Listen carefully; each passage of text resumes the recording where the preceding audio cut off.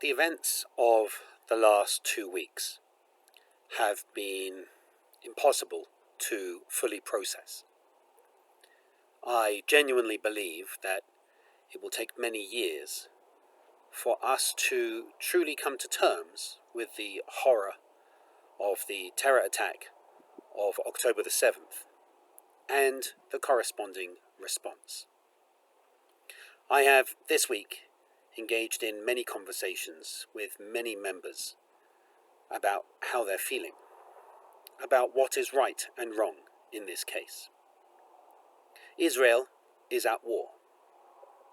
Some people are for the war, some people are against the war. In terms of Jewish sources, it's actually very complicated to understand what Judaism says about a war like this. So tomorrow, during Torah study, we're going to explore the rules of war. We're not exploring the rules of war because we celebrate war.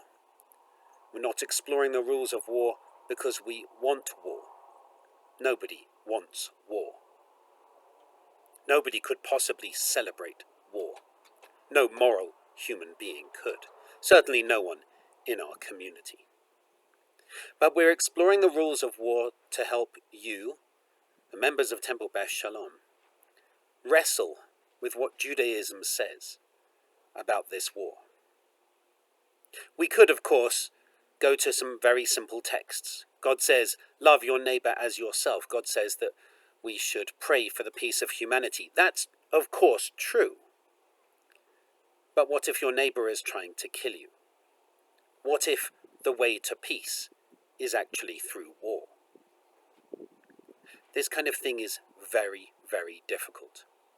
So tomorrow we're going to have a very sensitive, very guarded conversation about Jewish texts on the rules of war, so that you can form your own authentic Jewish response. It's not my place, I don't believe, to necessarily say this is right, this is wrong.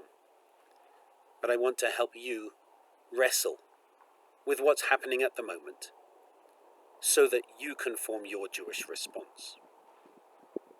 And as well as wrestling on an intellectual level, there's the wrestling on the pastoral level. We know that many members of our community are profoundly struggling with trauma and grief at this time. So we invite you to join us on Sunday morning. It's called Coffee and Care. There will be coffee, and there will be trained therapists who will be there for each person who comes for hopefully 15-20 minutes each to express how you're feeling, to explore what it is that you're struggling with at the moment, to help open up.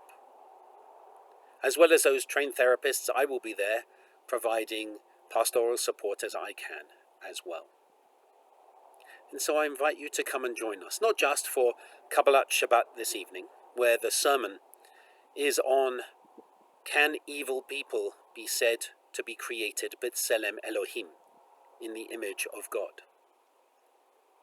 But I encourage you to also join us tomorrow morning for Torah study and for our Shacharit service, as well as for coffee and care this Sunday morning between 10 and 11:30.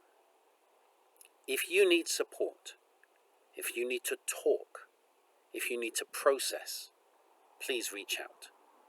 We are here at Temple Beth Shalom. We're here for each other. We're here for you.